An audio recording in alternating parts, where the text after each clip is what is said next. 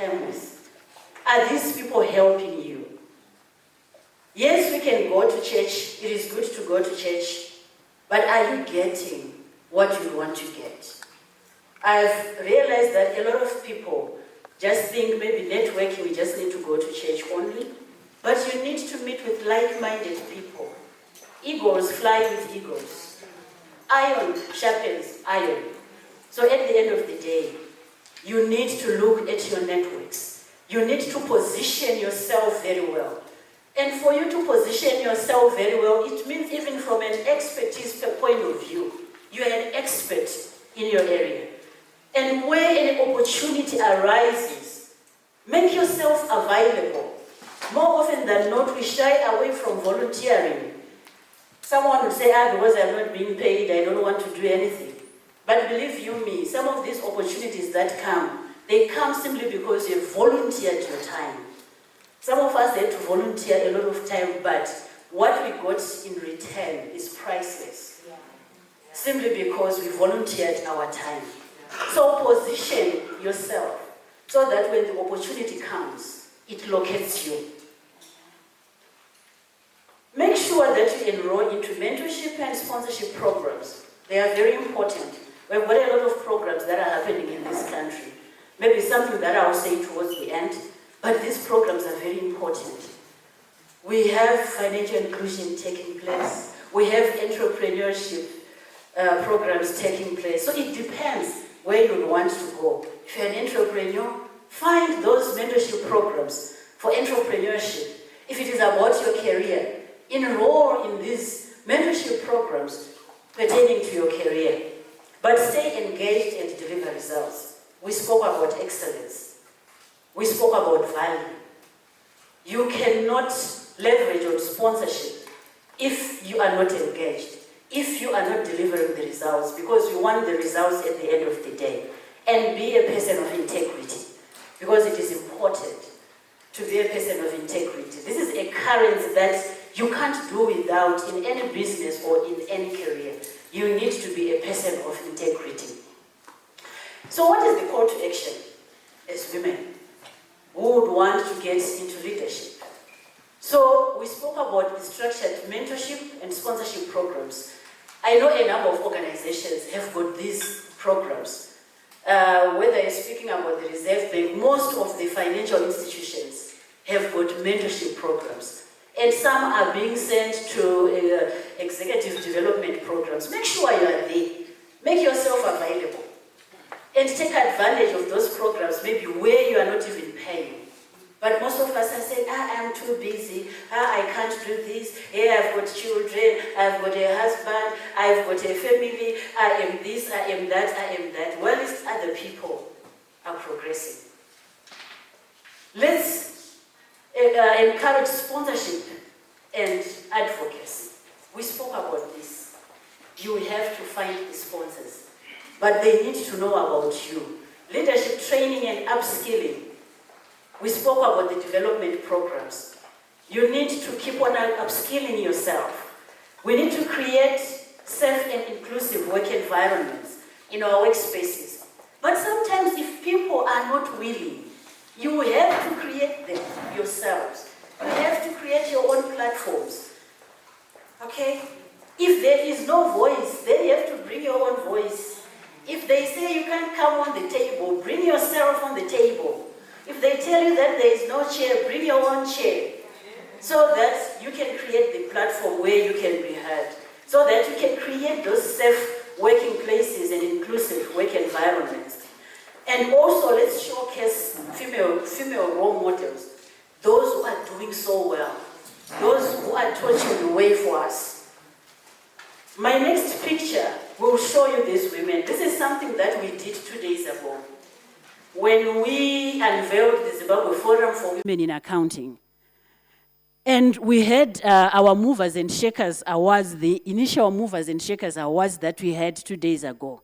And we were showcasing these women because they are role models. We have seen what they've done. There were people who have done so well in their areas of expertise. But at the same time, we were also showcasing the the different female past presidents of our different professional accounting organizations, whether it is ICAS, whether it is ACCA, Institute of Internal Auditors, SAR, we were showcasing them so that the younger generation can see that it is very possible. And of course, we're celebrating because we're saying that here we are, we have trailblazers. This is what they are doing.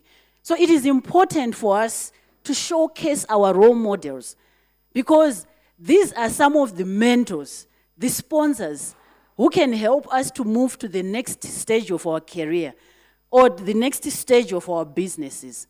So we need them. So it is very important for us to ensure that we have the mentors, but most importantly, let's have the sponsors because they make things happen. They move mountains on our behalf. You need them. Whether we like it or not, we need them. And maybe as I come to the end of my presentation, I'm just looking at my mentorship experience, what I have experienced as a mentee and as a mentor.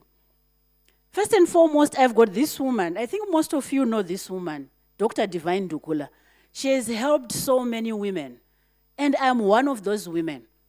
Because when I started Marian Hero, people didn't believe in me. But she believed in me the moment I told her this is what I would want to do. And she said, I will help you. And true to her word, she held my hand. She took me in places where I wouldn't be able to go on my own. Places that I didn't know about. I even ended up in the Zimbabwe National Chamber of Commerce Executive Council when she became the president at the time. Not that I was voted into that executive council, but she simply, what can I say? She simply promoted me into that executive council because she was saying, I need a chartered accountant.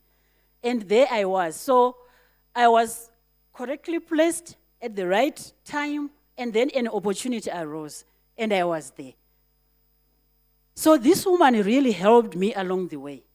And she would go with me to places. And she would tell people, if you want to have an audit done, please speak to Manyara. She has got Marian Hill, and they do audits. And every time she goes onto the stage to speak about women, she will always speak about Marian Hill. So she more like became my brand ambassador. These are the sponsors that we are talking about.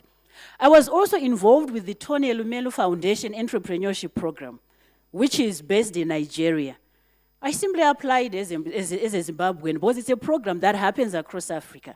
That was in 2017. And boom, I was there. I was involved first and foremost as a mentee and then as a mentor. And this program did a lot to me. It changed the way I looked at business.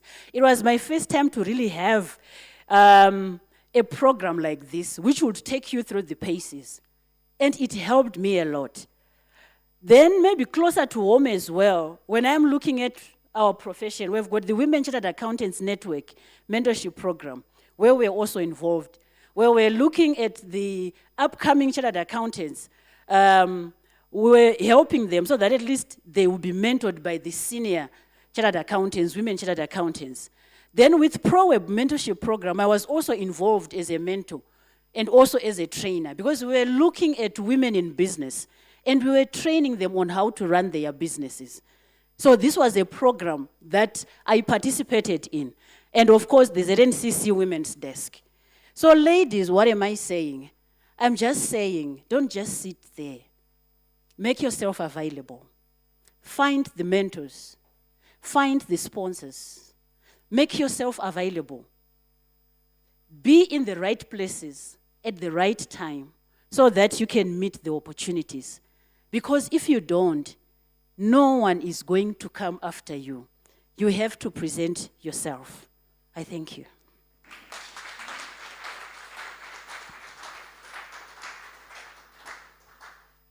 Okay, so I'm just going to ask Manyara to stand. You can keep the microphone.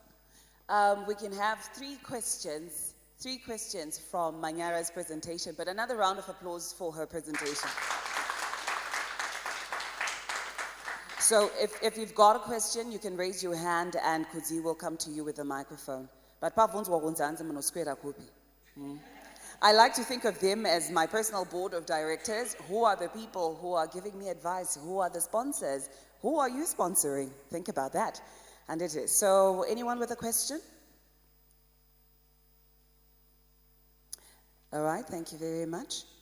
So Manyara mentioned the importance of sponsors and to be visible. So we're thanking our sponsors, Econet Wireless, Old Mutual, ZimSwitch, as well as CBZ, our partners for success. You can go ahead. Good morning. My name is Kudzai. I'm from Harare Institute of Technology.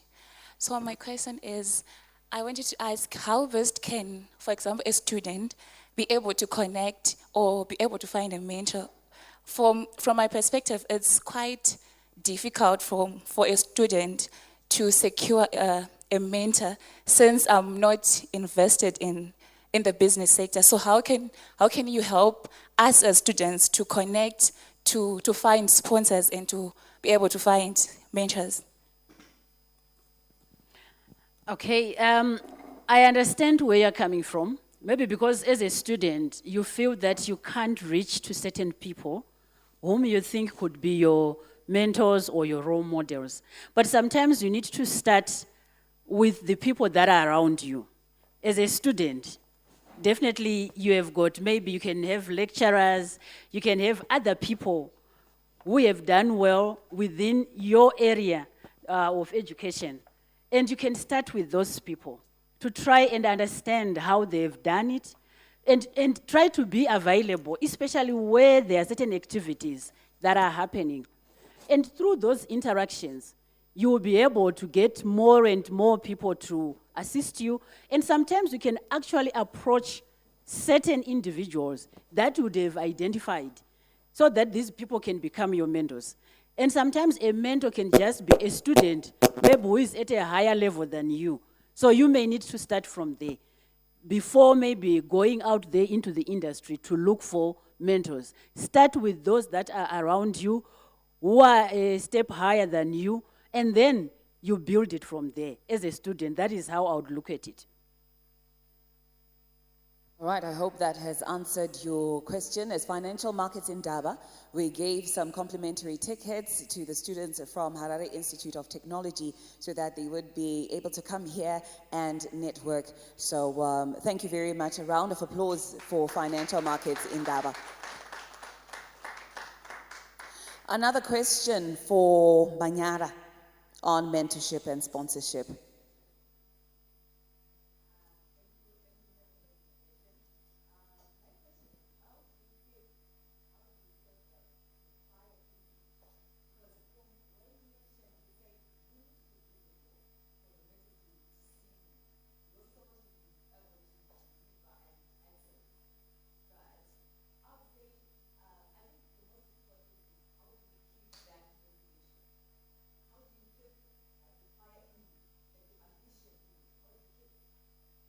That's a very interesting question.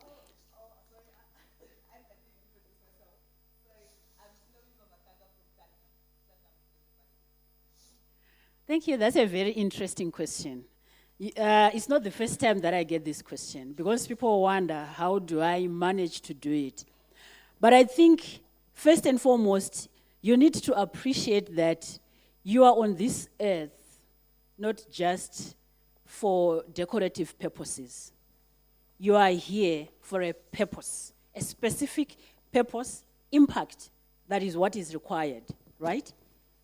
And if you understand your purpose and why you are here, that becomes a fire that pushes you. Because you know that at the end of the day, I need to make sure that I'm a person of impact. But also, I believe that in as much as we might be busy people, anything that is important to you, you create time for it. So it means that as you are looking at your busy schedule, you are also asking yourself, how can I make a difference? And when you look at that, it means you are also going to look for those opportunities where you can make a difference. And if sometimes you are not invited, you need to find those opportunities. So many a time we've got free events that happen, but most of us, we just don't go. So you need to look for those events. But I think it all starts in the mind. Is it something that is important to you or not? Because I believe anything that is important to you, you create time for it. And you will have the energy. You will be motivated. You will wake up every day to say, I need to do this. And you have that energy. So it is, for me, it is a matter of the mind and trying to fulfill my purpose. That's how I would look at it. Otherwise, you may not really need someone to come and motivate you. You have to motivate yourself. All right, thank you very much for that, Manyara. Now, in the interest of time, I know I'd said 3 questions, but we'll end it at 2. A round of applause for Manyara. Thank you.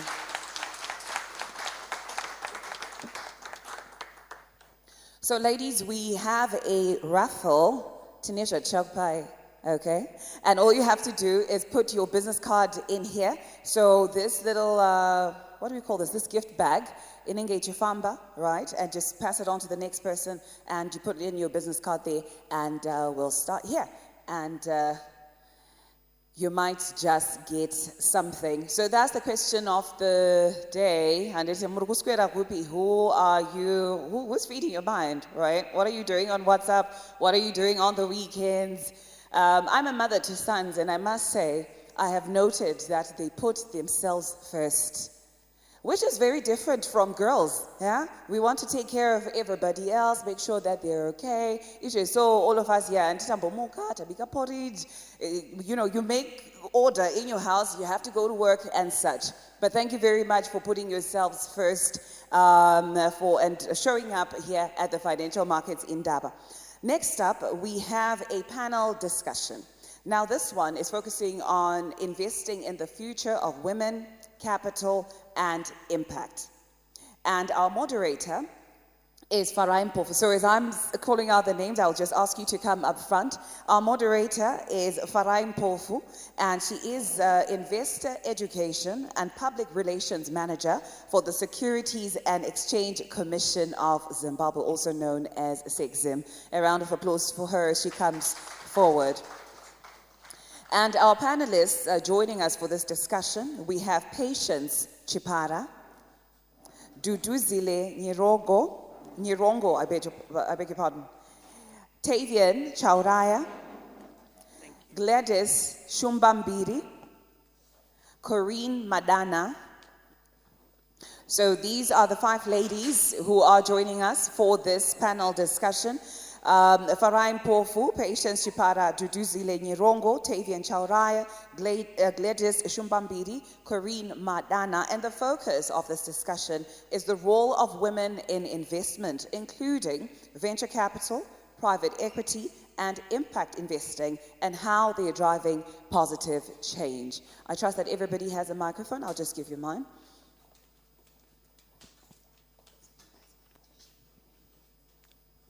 Tariro, can you all hear me?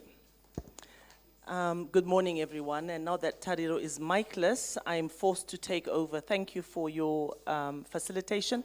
Thank you, Manyara, for your, I don't know how to even describe your presentation, but it set us up beautifully for the day and also has set us up as a panel to come up here and do what we need to do. I know that because of time considerations, we as a panel would like to be very sharp and to the point. We expect that we may or may not leave time for questions, but we'll let Tariro deal with that when the time comes. I'm really, really delighted to be moderating this panel of experts. I'm now borrowing from the presentations, you can tell.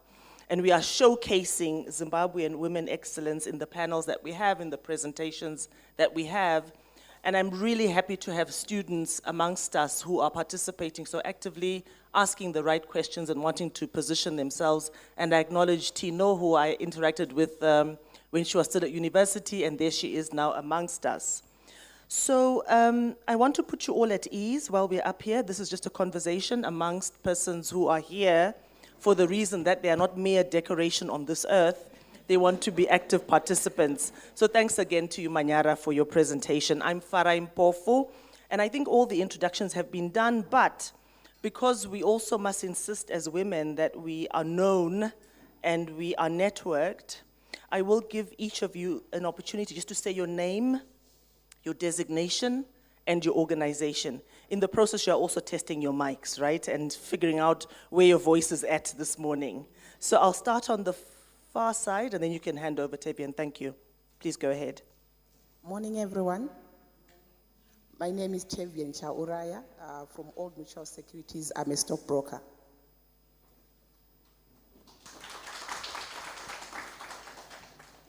Tevian. I'm Patience Shipara. I'm from an institution called Chengetedzai Depository Company, and I am the business development specialist, and I also double up as the acting company secretary. Thank you. I am Gladys Mutsopoti Shumbambiri from Intelligent Business Consultancy. I am the business and economic analyst. Morning, everyone. I am Duduzile Nyurongo, a partner at Baker Tilly Capital, the corporate finance and management consulting arm of Baker Tilly Chartered Accountants. Good morning, ladies and gentlemen. My name is Corinne Wongai Madana. I am the managing director for the latest stockbroking firm, Invest IQ Oak Wealth Private Limited, and it is a predominantly female-owned company. That's wonderful. The first of its type in Zimbabwe. Welcome to all of you, and thank you for introducing yourselves so beautifully. And when our voices are a bit wobbly, you accept it's difficult to be up here, so just send us positive vibes, right? And we can get on with the job at hand. So we are jumping right in because that's why we are here. We are not here to waffle. We are here to add value and maximize on the time we have available this morning. So our discussion is structured in the following. We will all make sort of general introductory remarks. Each one will have an opportunity. We will delve into the expert areas. Then we'll reverse out a little bit more and look more concertedly at the future, and also have the benefit of a reflection from each of the panelists. My countdown has begun. I'm making the assumption that we still have the hour that we were promised, and we're going to start now. So I'm starting with you, Corinne, and I will ask you from your perspective, what are the most significant opportunities and challenges, which comes up in every discussion, opportunities and challenges facing women investors in Zimbabwe's financial markets today? Thank you, Farai. I like that you started with the opportunities and then we go to the challenges. The opportunities are many. I'll start with the season we are in, the agriculture season. As women investors, there is so much opportunity for us in agribusiness. Left to tend to the fields as women, our great-grandmothers and our grandmothers have always been left kumusha, ekai, to till the land and to make sure that there is food, the staple food as well as other economy fields that they could take up, like the tobacco. So in that sense, I feel that there's opportunity there for us as women. The opportunity doesn't lie in us tilling the land. It also lies in us adding value. So yes, we've grown the fruit, but how can we can it? How can we preserve it for further export or for further use on a rainy day? We had the drought last year, but we survived because of the previous agricultural season. And as women, yes, we know how to till the land, but let's open companies that are able to produce. We have the companies that are listed on the exchange, which is my area of expertise. Women should be buying into CFI. Women should be buying into SIDCO. Women should be buying into Zimplow because we understand this area very well. Corinne's on fire. I have to jump in and say, Tevian, one of the issues that she raises in her response, which is fantastic, thank you, Corinne, is the information gap. How can we effectively bridge the knowledge gap and empower more women to participate more actively in the capital market? Thank you, Farai. You know what I always say, I think there's a Ndebele name is, which say, Ndebele click that says, like, start them young. I think we need to start on the grassroots. let's have programs that are tailored to suit maybe within the curriculum to actually make sure that our youngsters, they start to know what about investing. Because if we start maybe like trying to convince women at my age, especially when she was saying the Kurand Shirima, it becomes a bit difficult because I'm not that risk averse. I'm actually like, I'm content with my salary, putting it under the pillow. So if we can have that thing, and also if we can improve the financial literacy, have programs. I'm so happy we've got a program like this where we are working we are networking. We have been told about mentorship. We've been told about sponsorship. I think if we can take that thing, we can actually bridge that gap in terms of how we can get to where we are.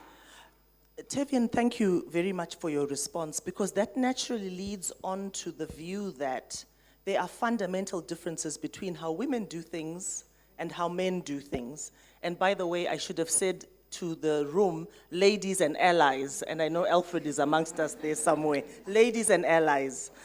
So what are the key differences, Patience, that you have observed, and you are right there in the trenches, in investment approaches or priorities between women and men? What could those differences be, which result in us having to, on an ongoing basis, empower, motivate, push, drive this particular agenda? Thank you so much, Farai. I think I love what Corinne says in terms of where we started, in terms of we were left tilling the land, and our grandfathers came into the towns and, were exposed more than, our great-grandmothers were left tilling the land.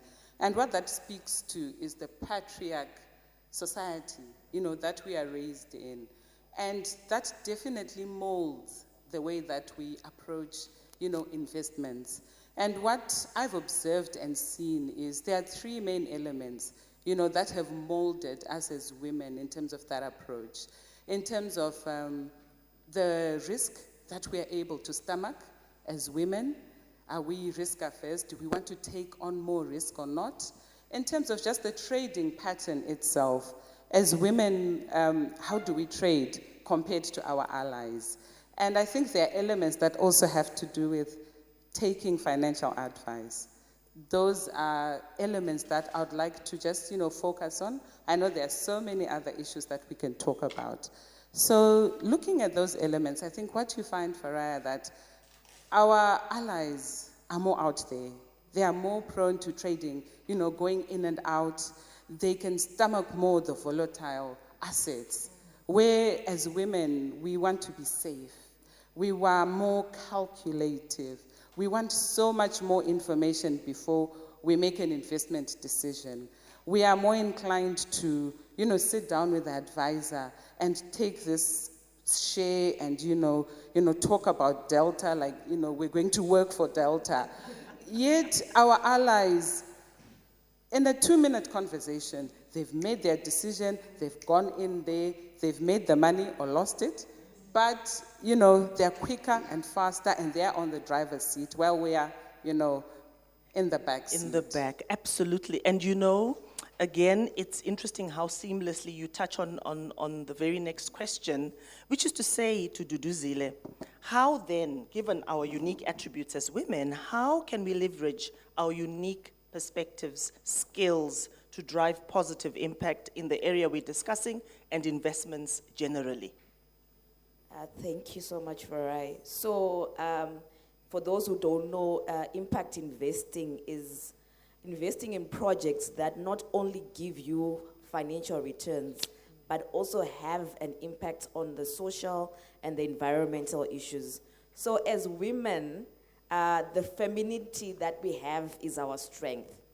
So as women, we are patient and we have a long-term thinking. So we are more prone to do impact investing because impact investing requires patience. It requires long outcomes. For example, if you're going to invest in a renewable energy, maybe a 5 megawatt solar PV project, it's gonna take time for you to have those returns. But for women, we are patient, we can wait. And so we are more positioned for impact investing. And then also as women, we are empathetic. We are understanding. So we are more attuned to the issues that are in our communities. Like you were saying, we grew up Ekaya and we were busy tilling the land. We know what is happening. We know how not having water means. We know what it means to not have energy to cook. You have to go and fetch firewood. So you are more attuned as a woman to invest in those impact investing projects. Yeah, so those are the characteristics that we have. That's wonderful. And I'm sure there are many attributes that others would say, oh no, I'm more this way inclined, etc. That's fine. We are looking at the average of women, and I love that, the long-term view. So Gladys, the question then is, what role do you see women playing in shaping the future of Zimbabwe's financial markets, based on the contributions we've had so far and the issues that have been unearthed? Thank you very much, Farai. Women should actually now start taking part. We've been talking, she's been talking about women are risk averse as opposed to the men. So the role that women should play in financial markets is actually taking action, which is the theme that we have in this Women's Month, accelerating action. So as women, we actually need to start going on those platforms. We have the Victoria Falls Exchange. How many of us in this room know about the Victoria Falls Exchange? We have the Zimbabwe Stock Exchange. How many of us in this room know about the Zimbabwe Stock Exchange? So the role women should play is starting to take action. Action is very, very critical. The second role that women need to take is to invest in knowledge. To invest in knowledge. Many of the women that we have in our nation, they lack information. They do not have knowledge about financial services and products. If I am to ask about certain financial services providers, many of us in this room, we might not be able to know. But what is critical for us is to invest in knowledge. So as women, we need to take those opportunities. Where is the knowledge being shared? What knowledge can I invest in that would take me to the next level? Invest in your financial literacy. Invest in your financial education so that you actually have knowledge of services, of products, of the impact investing projects that are available in our nation. Many of us are thinking of maybe migrating to the UK, but we've got so many opportunities as a nation in Zimbabwe. But it is what you know that separates you from the next person. It is what you can do. Getting knowledge is not enough, but taking the necessary action on the knowledge that you have acquired is what is going to separate a successful woman from a woman that is not successful. That requires a round of applause, I think. And thank you very much. The applause applies to that first round we've had, and I'm very grateful for the responses that we've received and the rallying cry that you've provided as a panel. We're delving a little bit deeper now, and I'm looking at our two stockbrokers who will be providing us their perspective on some of the common myths and misconceptions which appear to impede women in particular from investing in the capital market. Tevian, let me come back to you first, and then we'll jump to Corinne. Okay, thank you, Farai.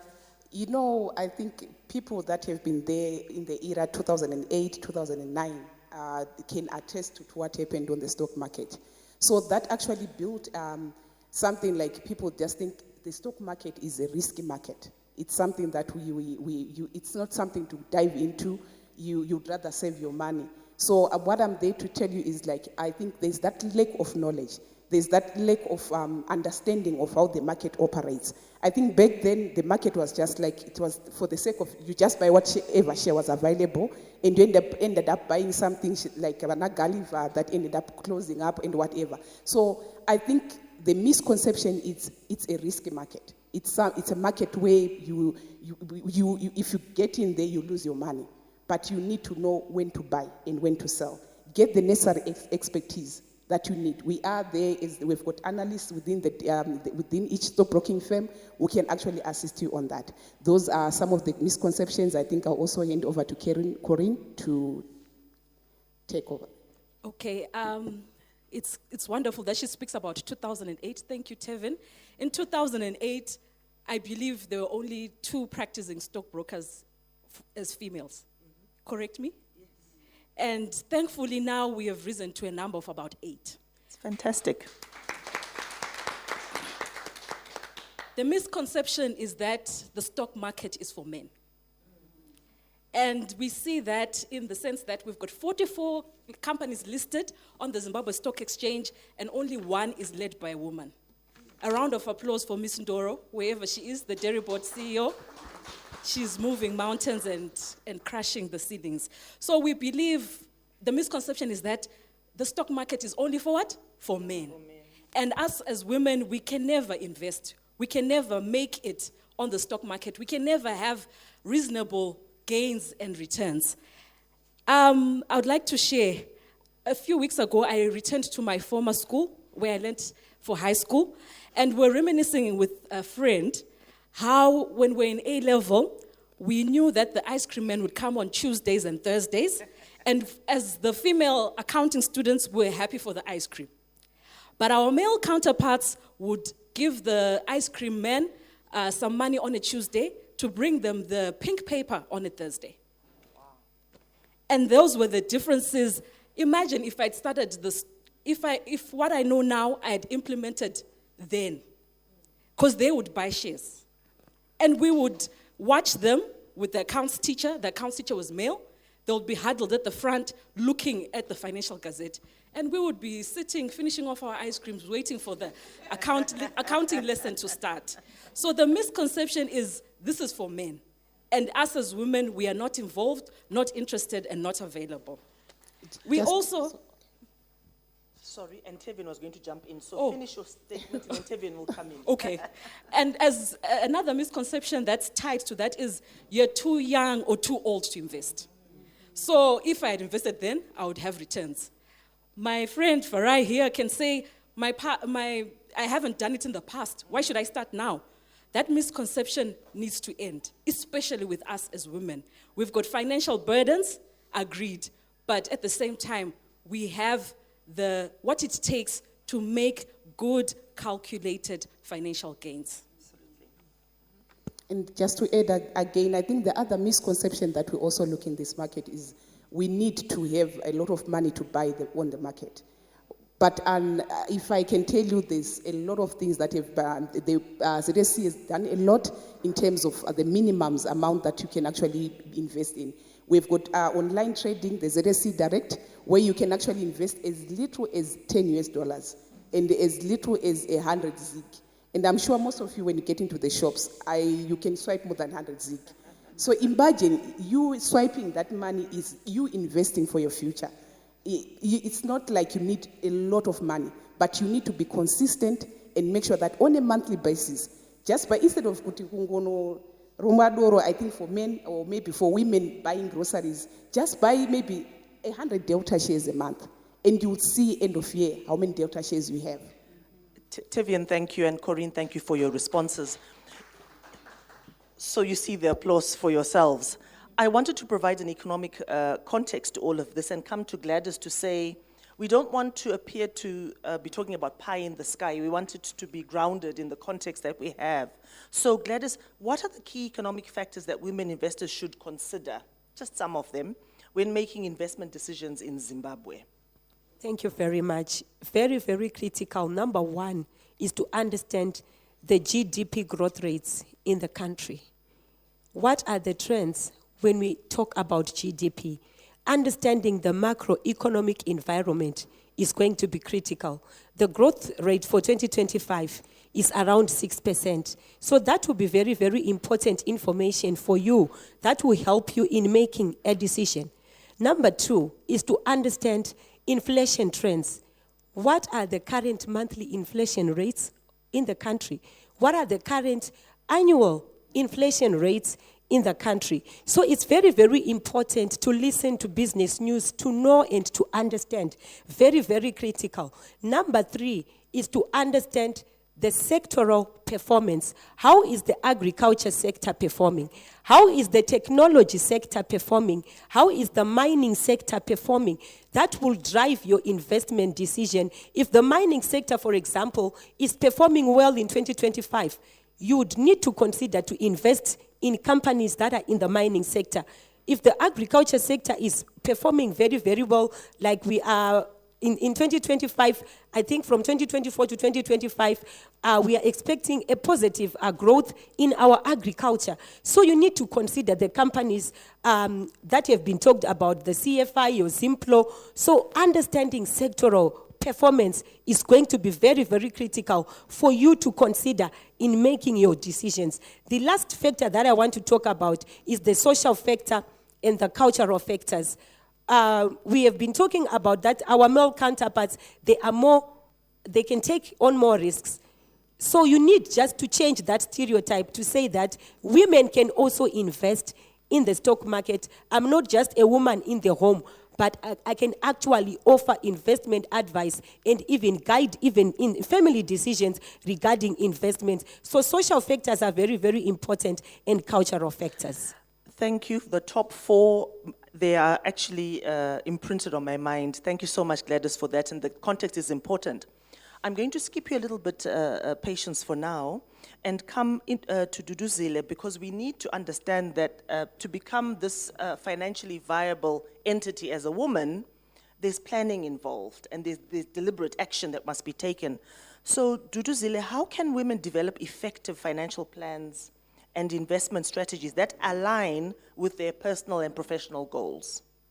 Thank you so much, Farai.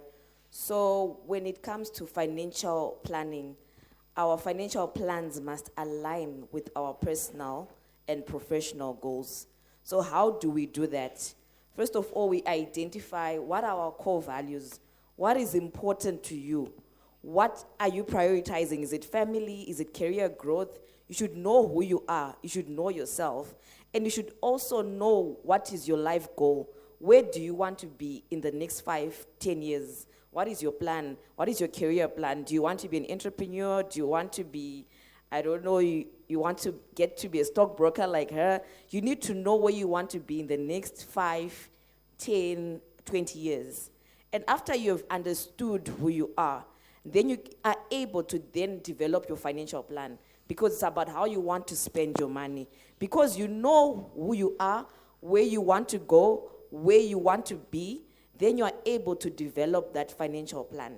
You're now able to say, my money is going to go this way. When you're budgeting, you are now able to say, I need so much and so much. So then you need then to prioritize and to balance your finances. So if your career, your plan is to, I want to do a CFA exam, right? You know how much it costs, and you know you're saving for that.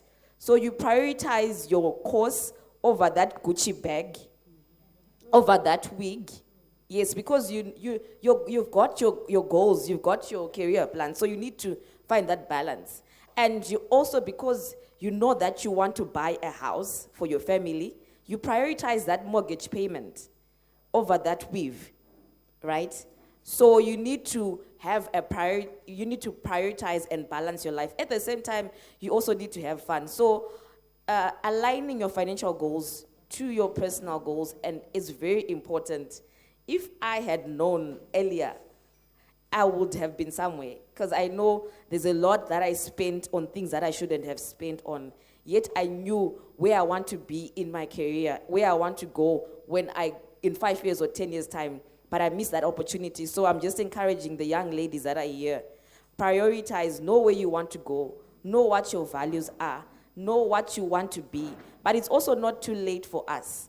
We can also do that. We can also implement that. Where do you want to be? So that's how you align your financial goals, your financial plans to your personal and career goals.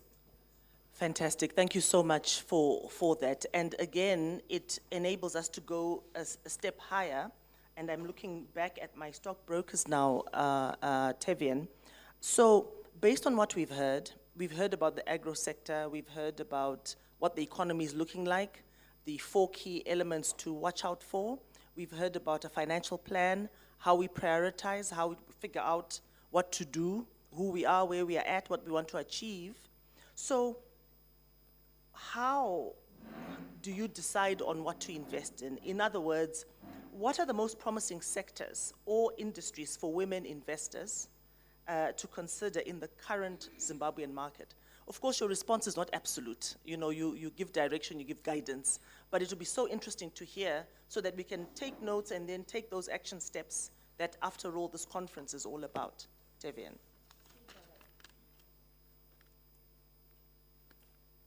True, Farai. Like what she said, in terms of the most promising sectors that we can look into, the one that has been mentioned is the agro-based sectors, the agriculture sector. I think we all know we are in agro-based nation, where we are right now. We're in the tobacco season. There's Chesel on the market. I think those are the counters that you can also look into. And then there's also the real estate sector. We have got the REIT. It's called a real estate investment trust. That's another area that you can also look at. I think most of you, they know to get it, the Highlands Park, where your teens are now going there, and then also the new one that is coming there, upcoming there, at the showground. I think this is Tigere. They are doing quite well. And the good thing about this, I think by law, they are supposed to remit, I think, 80% of their profit. They've been paying a good dividend in terms of dividends. So those are other areas that you can also look into. And maybe lastly, I think most of you are more worried about, I don't want the ZIG and whatever. I'm trying to avoid the ZIG, but it may be USD generating companies like your INSCOs. I think they are doing quite well, and also Delta. They've got a huge portion that they're also generating in Forex. So I think that's my opinion, like what she said. Thank you so much for that. And I see a lot of scratching and recording and so on. So I think these are all actionable tips, which we are getting for free. In future, we'll be paying so that she also is able to keep a roof over her head. But related to that, closely related to that, I come back to your colleague, Corinne.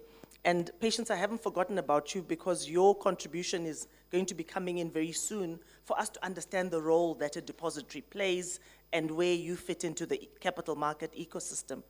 Corinne, how can women effectively build and manage their investment portfolios? Because we understand the limitations that women face. We spoke about groceries probably 3 times. I think Manyara also spoke about groceries. We spoke about church and tithing and all the rest of it. At the end of the day, when I've done the weave as well, or when I've done an imaginary weave, you have very little left. So women's resources are typically constrained. There are some women who found their voices and have negotiated in their relationships so that they are more liquid than others. The general perception is that women are largely illiquid. So with our limitations, what would you recommend that we do by way of investment, our investment behavior? As women, we trust each other. Tinotamba round, siyadlala round, and we are pulling resources, crowdfunding, to buy a car sometimes, some of the ones that I've heard of, but mostly we are consumptive. We have rounds to buy groceries. I would encourage us, let's change our mindset and pull together funds so that at the end of the year, when we are now sharing our money, I can take that money and go and invest on the stock market. Wonderful, wonderful. There are those amongst us who might say, but you are pushing us back into an age-old system which our grannies and their mothers and our mothers have participated in. I take nothing away from the round, is very effective. Would you have other directional elements? Because some of us are individualistic, and women must be allowed to break free from this whole group think and do something which is individual. Would you have any additional insights for us? Yes. I see women leaders here. Some of us are running good businesses. May I suggest that of the profits that you make it a template or a policy that I invest at least 10% onto the stock market. And I know we love the mattress bank for those who are not entrepreneurs. That is saving. Well done for saving. But that money is not growing. So of the money that you're saving, $1 a day, take that money and put it on the stock market where it can grow. Thank you. Thank you so much, Corinne. I think in the process of responding, you've captured everybody in the room. But now, Gladys, we are back to you because our context remains. And we've seen, because I think without stating it, the stockbrokers have indicated that there is real return to be derived from the Zimbabwean environment. But we do have a firm context. So, from an economic perspective, Gladys, what are the long-term trends that women should be aware of? And when you respond to that, I am certain you're going to be touching on to this next point as well. How can women navigate the challenges of inflation and currency stability when investing? You cannot really separate these issues, long-term trends, our currency, our environment, inflation, because you indeed flagged inflation when you're talking about some of the economic factors to be aware of. Gladys? Thank you very much, Farai. I'll talk about the first economic trend that women need to be aware of. The first one is the digital transformation. The world is digitalizing. The old school is not going to be working going forward. So we need to actually understand that the world is digitalized. So you need to invest in your digital knowledge. You need to understand where the economy, where the businesses are going in terms of the digital transformation. So what is it that a woman needs to do? A woman needs to invest in businesses like fintech companies. You need to invest in e-commerce. If you are running your small business, you can now actually be on an e-commerce platform that you are able to design on your own when you have learned the digital skills, or to ask as a designer, a web designer, to design an e-commerce website for you. So it's very, very important that even if you are running a very small business, that you are on an e-commerce platform is going to be very, very critical. You also need to understand digital marketing. As a woman, it's very, very important that you invest in digital marketing. So this is a very important trend for women to understand.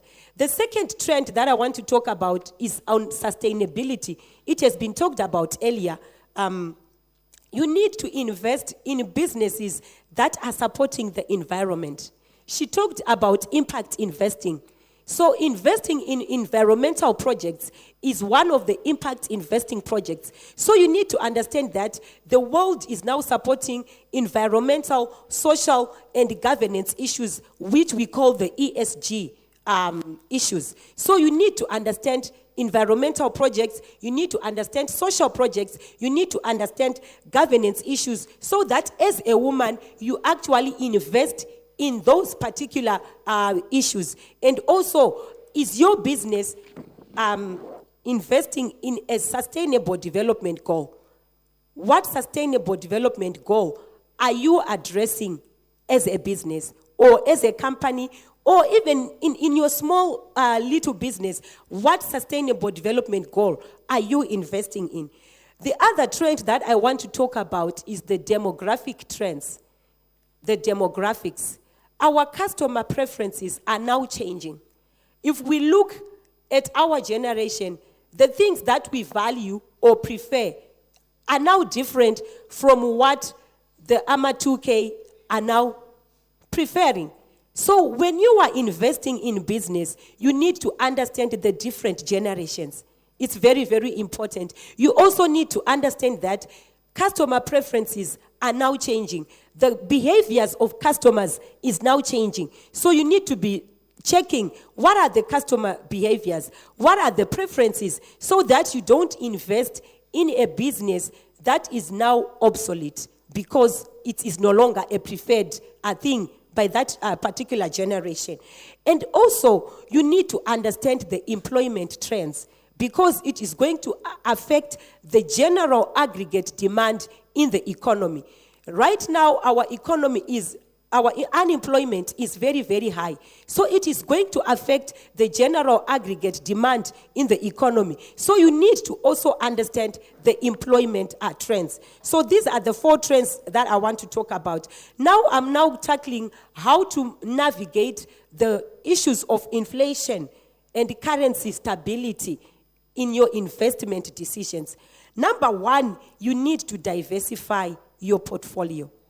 It's very, very important. We say that do not put all your eggs in one basket. So you need to diversify.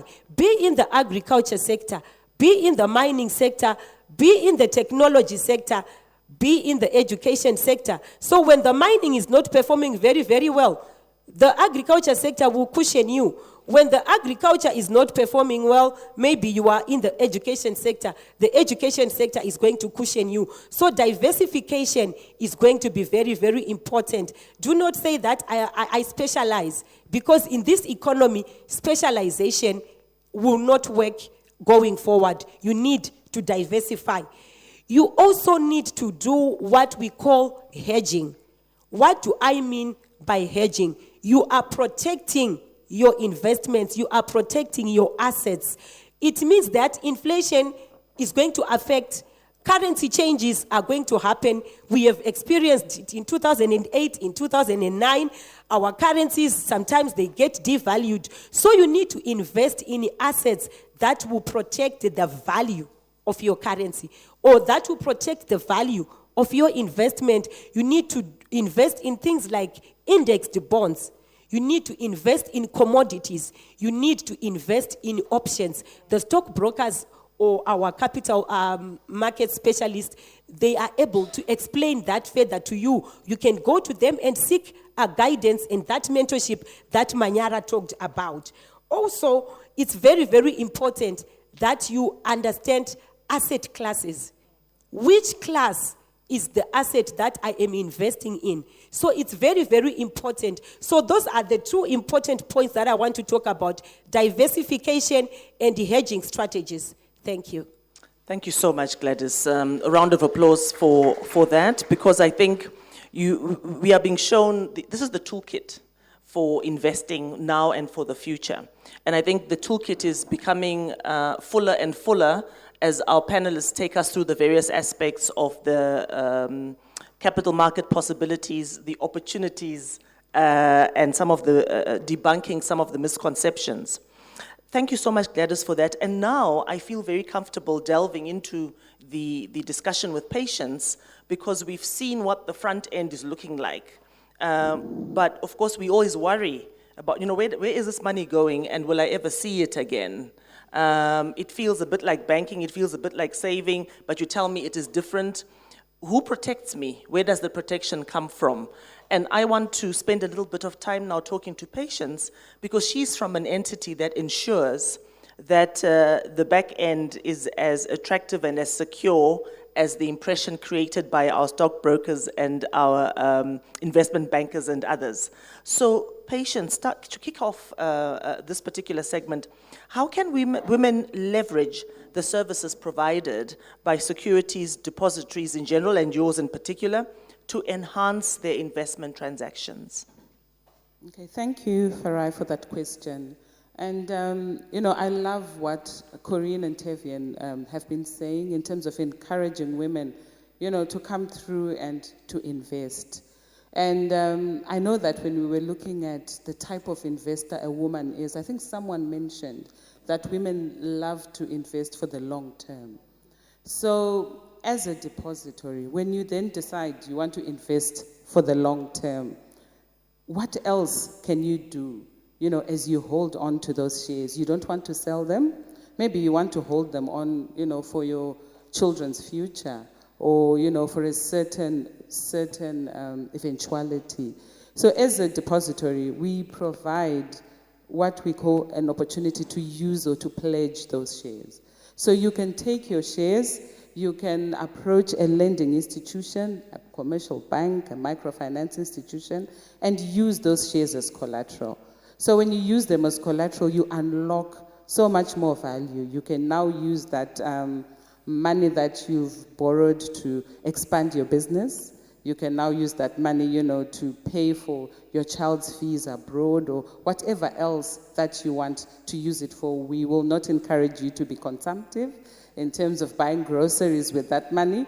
But what I'm saying is, after you've bought those shares, you can be able to then, unlock value with them. That's, one element.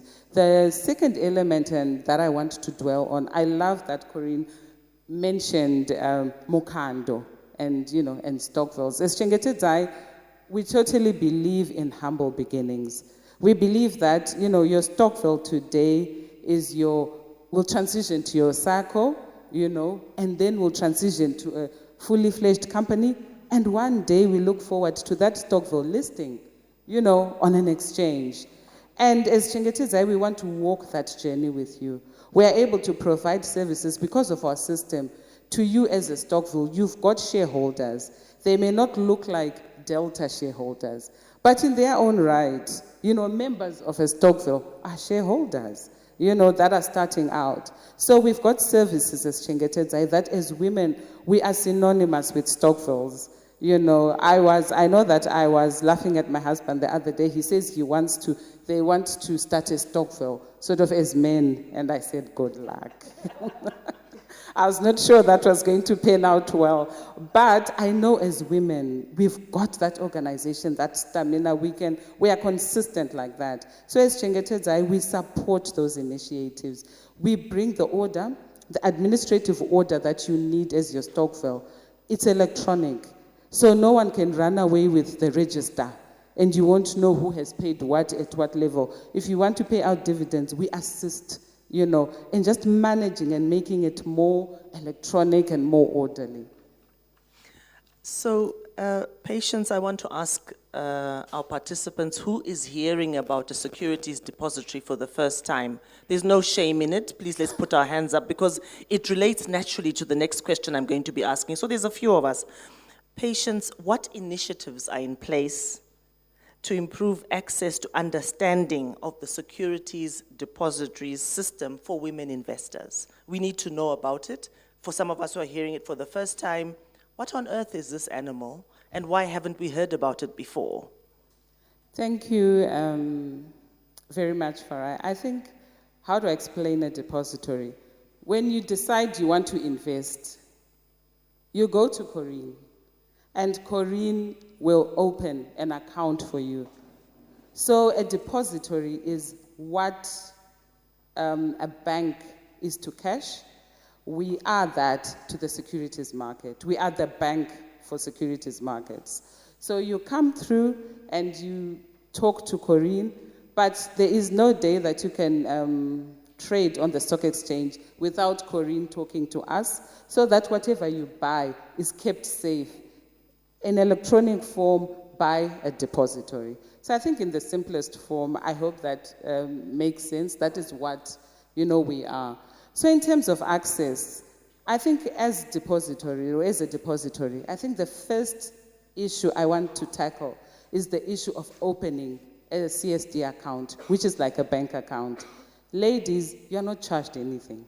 It's free. You can walk up to Corinne, you can walk up to Tevian with minimal KYC. You don't even have to have the 100 ZIG to buy yet.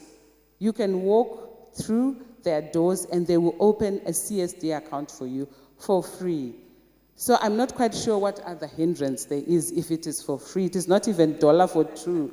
It is free. So you can walk in and you can be able to then open an account. And I think the other issue that I also want to be able to look at is these stockbrokers who open these accounts, we've gave them that access. They are dotted all over. So you can be able to walk in, you can be able to give them a call. So it's not centralized. The process has been decentralized.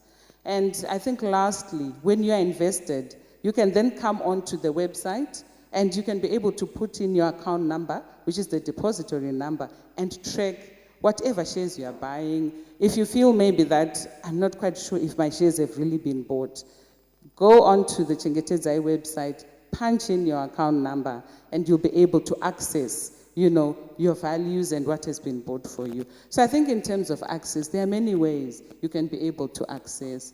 And as has been said, I think it looks like this capital markets is, some mystery or, and I think we've been trying to reach out as much as possible. We've been to schools, catch them young, as Tevian said. We've been to colleges. We've supported our regulator in different collaborative efforts to be able to ensure that word goes out. We hold webinars. We are just trying to make sure that this animal is understood and everybody knows that when you buy, your shares are safe with the depository. And that Corinne is not doing anything with your shares. But there is an extra layer of protection that then ensures that those shares are safe. Much for taking us through. I think I certainly benefited from the information that you're sharing, and the comparison you draw between yourselves as a depository and the bank, I think has been very helpful to unlock the mental block we may have had about the role and the expectation that we have of the depository. I will come back to you, but I wanted just to come to you, Duduzile, and say the word risk was mentioned 3 or 4, possibly 5 times. And women and risk, they are not strange bedfellows, they go together. We are risk averse, I think, by our nature. If you are not, you are blessed, and you actually should partner and mentor and sponsor someone who's more risk averse than you. And we need to go a little bit deeper into that. And this question, I think, says, how can women effectively manage risk and diversify their investments to achieve long-term financial security? We've had the perspective from Gladys. I know you bring your own particular perspective, but let's dwell on that risk a little bit more, because it's something which is very close to the participants in this room. Thank you so much, Farai. So risk is more, I'll lean on her contribution as well, right?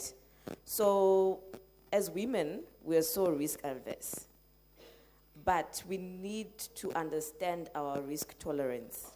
And we also need to understand that the higher the risks, the higher the returns. So we need to come to a point where we need to be acceptable to say, okay, understand yourself, all right. Am I okay with losing $1,000? If I lose $1,000, will I cry in my bed for 1 week? Or if I lose $1,000, it's okay. So that's your risk tolerance. Ask yourself how much you're willing to lose. Understand yourself. So if you're not afraid of losing $100, that's your risk tolerance. If you're afraid of losing 5,000, that's how we're different from our male counterparts. They can lose. I've spoken to people who've lost millions, but they got back up on their feet and invested again. But there's no harm. You just need to understand, so what am I comfortable with losing? Understand yourself. So sort of have like a risk assessment, an individual risk assessment like we do for our business. What are we comfortable with losing? And then also, she talked about diversification. You can manage your risk by diversifying in the different sectors and also within the different classes. So if you are investing in stocks, like she said, you look at the different companies and the different industry sectors, and also you diversify, you put your money here and there. I think that has been talked about. And then also we talked about the long-term perspective. Invest in things that have long-term perspective. That's how you can also, that's how you can reduce your risk as well, right? Don't rush to look for things that, quick money, that you think, today if I make money, tomorrow, if I invest in my chihuta, tomorrow I'll have money, right? And then also, we need to understand that markets fluctuate. So that's when the long-term perspective comes. So today it might be down, tomorrow it might be up there, tomorrow it might be down. Any crypto investors here? So you know the Bitcoin started at I think less than 0.01 cent. And now in December it was like 100,000. in 2024. I remember I once invested in Ethereum. It was about 457 then in about 2017.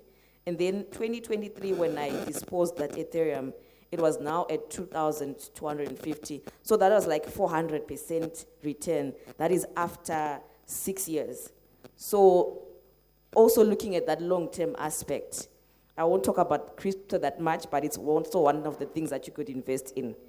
And then also seeking professional advice. That's how you reduce your risk.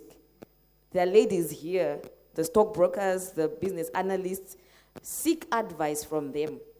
They will be able to tell you what's going on because you might not understand what is happening. And seeking that advice will help you to reduce that risk. It will also give you a comfort level when the experts then break it down for you. So you also need to seek that advice. So those are my takes on reducing that risk.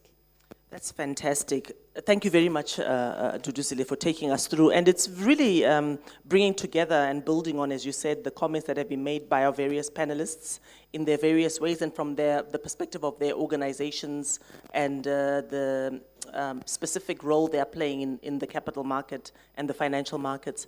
So, Tevian, you'd already responded to this question about, what products to invest in. You'd spoken about the ad sector, you'd spoken about the REIT and others. In light of what you've heard, would you like to make an addition on that? Because that really becomes the last question for you in this expert segment. Would you like to build on that a little bit? True, Farai. I think like what Duduzile was also saying in terms of knowing what you want to achieve.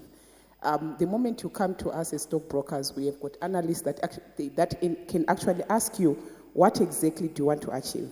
What exactly do you want to maybe for how long do you want to be into this market? But usually, short term, definitely you won't get it in our market. So we have also some counters that are the blue chip counters where you get your deltas, your inscores. These are counters that they're actually very consistent in terms of paying dividends. I'm not sure if people know what dividends are. When a company usually on the ZSC, you are mandated to publish your results twice a year. So when each time they publish their results, when they've made profits, they share the profits with the shareholders, and these are dividends. So you can actually buy shares like Delta. Once you have got your Delta shares, you get passive income on the dividends. You get some, USD, usually they pay them in USD nowadays. I think I mentioned on Tigera again. I also mentioned on INSCO. And then maybe the other thing, we also have, I think she mentioned VFX, the Victoria Falls Stock Exchange. Because most of you would say the ZSC ZIG, I'm not comfortable with ZIG. We also have the USD market where you can actually buy your USD. And the good thing about this market, for now, it's actually, in terms of cost, it has got lower cost as compared to the ZIG market. So you can enjoy lower costs, and you also have that comfort of saying, if I sell my shares, I can actually get USD out of that of the sell. So you don't have to run around to convert your ZIG into the USD. You actually sell and get your USD there and there. So I think that's basically what I can add as part of that. That's perfect. Thank you so much, Tevian, for that contribution. It then brings me back to you, Patience, to say, as a regulator, the Securities and Exchange Commission, we are working with many players, including yourselves, as the principal player, as a depository, as the bank for the capital market and securities investments, on a campaign called Unclaimed Shares. These are shares that are seemingly floating and have been separated from their owners. And the depository, Chengetedza, is playing a big role in reuniting these shares with their rightful owners. As you comment on that, Patience, I would add, how does the securities depository system contribute to the efficiency and security of women's investments? Thank you so much for that, Farah. I think in terms of the unclaimed shares, I think this is an exercise that I think looking even at, that portfolio, I just want to make a side comment that you see that it is a lot more men, that need to be married to their to their shares. And the women, who come through are probably claiming shares that, on a deceased estate. The husband bought the shares and, they now need to, reclaim those shares. So I think once again, that's a sign that, as women, I think we definitely need to, reclaim that driver's seat in terms of, those investments. And in terms of security, so what has happened over time is before the depository, I think there was a lot of issues happening that, threatened the security of shares. And what, the regulator did was to come through and to provide an extra layer of security that would enable those shares to be kept safe. So as a depository, that's what we've been doing with the regulator, ensuring that those shares, we've kept them safely in our custody. And if your name has appeared on a website, if you've been alerted that your name is there, you can come through. We'll do the relevant KYC. The process is very fast. And as a woman, you will be able then to have access to those shares and to, decide what you want to do with those shares. And talk to Corinne, talk to Tavian, and talk to the investment managers and find out, do you want to grow this? And as a woman, you are empowered. And I know you may not have made a plan to be empowered, but you are empowered now and you can be able to take it further. So we're based in Eastleigh, and you can come through and be able to then, claim those shares. And from a security perspective, I think one element that I'll also comment on is the importance of dematerialization. We love, I know, as I think Corinne mentioned, to keep our investment or whatever it is under the pillow, under the mattress. This can be stolen, there can be a fire, there can be a flood, a lot can happen. So bringing these, dematerializing is moving them from paper form into electronic form.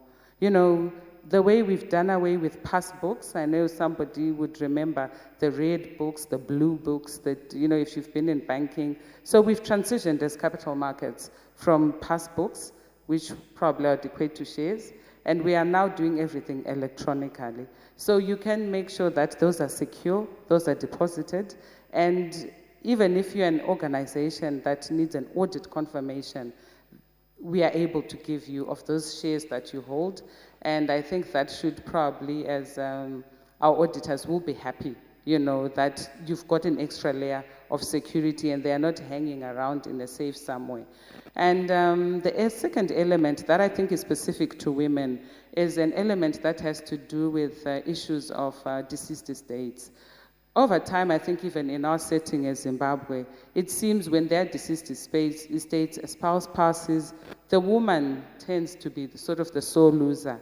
There are, elements, I'll call them elements, that are out there ready to grab, one or two, and as women, we are wailing, in Zimbabwe, you are in the corner, tucked away in the corner. There are people pulling out share certificates, doing, different crazy shenanigans. But as Chengetedzai, what we say is, if that investment is in an electronic form, you've already provided a layer of security. So it's to encourage your spouse, it's to encourage, if it's, a parent, to have those shares in an electronic form. And secondly, the second layer is we've got a deceased estate mechanism to be able to assist you, while the noise is going on, while the pulling and tugging is going on, you can then be able to ensure that those shares are safe. And you can come through, we'll speak you through the process, and we'll work with, the Master of High Court naturally, and all those, other regulatory bodies will assist. But what is critical is that as you are trying to find yourself, the asset is safe. So that when you eventually, as a woman, find yourself, you've got something to definitely fall back on. That's a fantastic response. Thank you very much, Patience. And I think the comfort levels are growing and growing from when we started with our hour of discussion. Whatever skeptics there may have been, I think are now feeling that, I think I want to take a closer look at this whole investment environment. It seems safe, it's accessible, The information levels are growing. But this is now the final segment of our discussion. You probably will have a minute each. I won't even look at Tari. Because the information has been very important. And Duduzile, I'll start with you. Making effective use of financial advisors is something we would obviously strongly recommend, and I think Patience in your submission, and Tevian in yours as well, you were talking about that, and now we even have exclusively dedicated all women advisors. If you were reluctant to seek advice from a man or from our allies, you now have somebody who looks just like you and thinks like you to do that with. So I would combine that with how can women leverage their investments to support and empower other women entrepreneurs and businesses. And in some way, I know Manyara has left us, it goes right back to that mentorship and sponsorship discussion. Duduzile? All right, thank you so much. So as women, I think when we're investing, let's look at targeting women-led businesses. That's how we can empower other women. Let's target women-led businesses. Like Corinne here, she's now a stockbroker and has her own firm, and she's the first woman. Let's all rush to that stockbroking firm and seek advice from her. And then also, let's us also invest in venture capital and private equity firms that support women, that have women as one of their core pillars in terms of investment. So let us also look at those kind of venture capital and private equity firms that support women. And then also participate in crowdfunding initiatives. I know recently I was seeing one of my big sisters, Divine, Emilia and all, they came together and supported each other. Emilia had to go to these women that in the Divine network. I see some are here. So, and then you're supporting other women, and they invested in women-led businesses, so they came together. So I know people are skeptical about crowdfunding, Kando and all that, but we now have Chengetedzai Depository to make sure that we're comfortable, but let's come together as women, and support these women businesses. And then also mentorship and guidance. I think Manyara touched a lot on mentorship and guidance. As women, let's share our expertise. Let's talk about it. We want to see you, Corinne. We want to see you talking about this on LinkedIn, on Facebook, on Instagram, on TikTok. Cooking is trending. All those household decor things are trending. But let's also, as women, let us go out there and make money trend as well. Make investment trend as well. Let's talk about this. And then networking and connections, we talked about that. Let us network, let us connect to the right people, let us connect with other women. There are a lot of clubs, there are a lot of platforms. We're talking about how Divine has been a mentor. She also has a Divine network where we're part of, and there are lots of mentorship programs that are out there, even at your workplaces. Let us come together. At Chartered Accountants, we've got Weekend. If you're a chartered accountant or an aspiring chartered accountant, you need to be in that network. That's when you can actually talk with us. You can come to our events and we can talk about this. So let us network. And then also we talked about financial literacy and training. As women, let us provide that financial literacy and training to other women. Let us empower other women. It's not about giving them money, but also giving them knowledge and expertise. Brilliant. Thank you so much. And I come back to you, Corinne, because you are being mentioned in dispatches because of the obvious historic move you've made to set up this entity, which is women-led and supported by an ally in the background who has a lot of experience in the sector.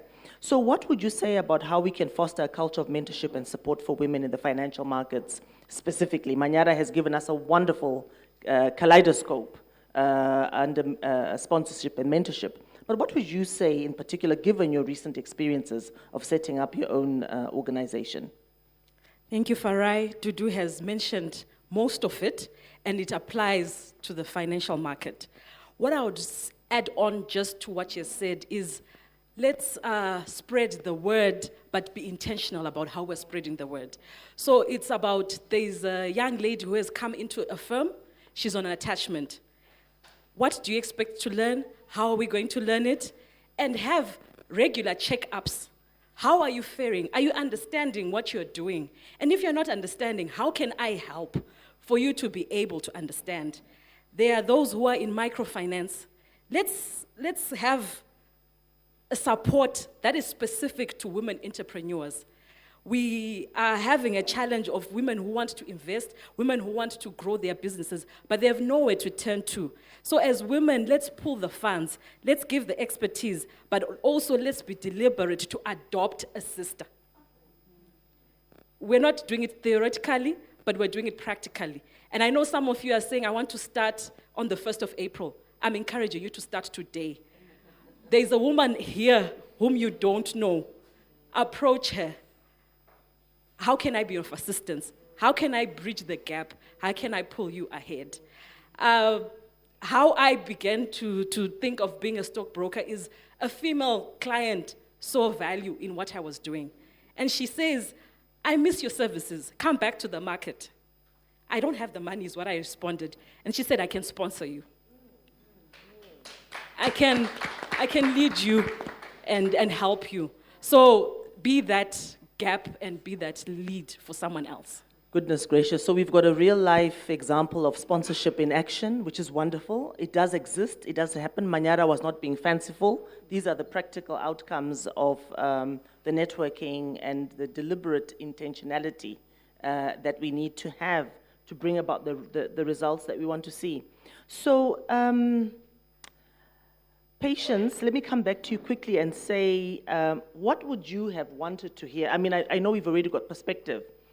At the very beginning of your journey, and again, someone alluded to that, what do you think you would have benefited from hearing at the very beginning, which would have perhaps had a more catalytic and exponential impact on your life and your investment journey?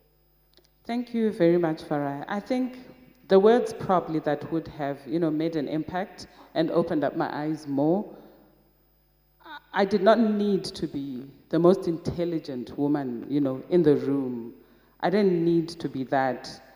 What I really needed probably was to be the most disciplined. And this speaks to discipline in terms of, what she was talking about in terms of being hungry enough to get the knowledge and being consistent in terms of acquiring knowledge. And what Tevian was saying, being consistent in terms of then being active, accelerating action, and being able to put, if it's $20 every month, consistently into a delta, into an INSCO. So that consistency over time, I probably would have been, a millionaire by now. So I'm saying it's just, don't look at yourself and say, I'm not intelligent enough for the capital markets. I'm not knowledgeable enough.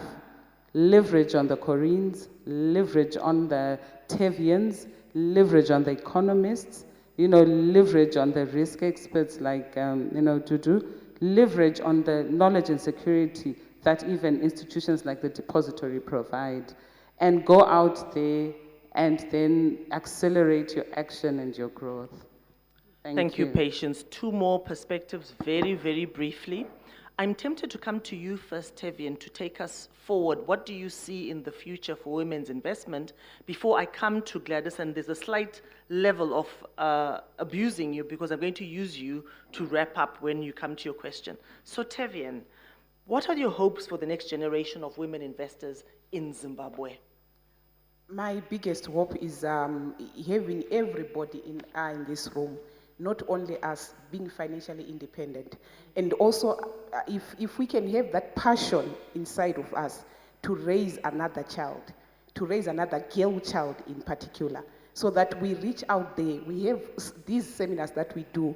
Can we actually maybe help Chengetedzai in their efforts in reaching out there? If you can put it as your part of your heart to just reach out there. And then maybe lastly, maybe it can be an something like a tax gender-sensitive tax policies, like what we did on maybe the sanitary pads for women.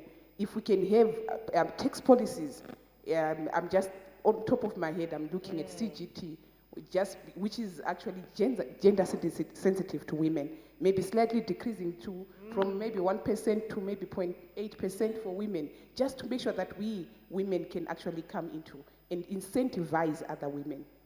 Thank you. Tevian, practical, actionable, and it hits us in the pocket where we most need it to do so.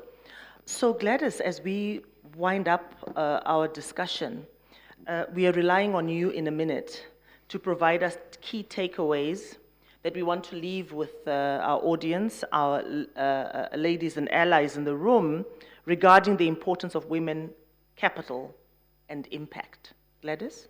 Thank you. Very, very important. Number one, access to finance. Know what the financial institutions are providing for women in order for you to access finance. And number two, I want to talk about the mentorship with regards to our rural population. Let's empower the rural women. The programs that we are running are favoring those in the urban areas or the professionals. But let's take on, I'm even calling on the institutions that are here. What are we doing for the rural woman to access this information to capital markets? Let's mentor our rural relatives. The other thing that I want to talk about is women. Let's invest in knowledge and in leadership. I was listening yesterday on the example of Namibia, that it has over 60% of its cabinet being led by women. So let's invest in knowledge and leadership so that we take up those leadership roles. Now we have our Koreans where we can run to in stockbroking. So if we have women in those powerful decision-making positions, it is going to make our investment climate as women very easy. And also it will empower us as women. And lastly, let us build strong networks. Have a good network around you. Who are the 5 average people who are around you? Build that strong network and invest in your personal brand. You are a brand as an individual. Invest in your personal brand. Thank you so much, Gladys. Thank you very much. I want to thank my panelists, Tevian, Patience, Gladys, Duduzile, and Corinne. That was the panel on women, capital, and impact. And I think certainly this panel had more than enough impact, and I think again has set the stage for presentations to come, and we benefited from the previous presentation from Manyara to energize us and power us up. So Tari, over to you. Where is she? Oh, there you are. Over to you. Thank you very much. We can all step down, ladies. Thank you.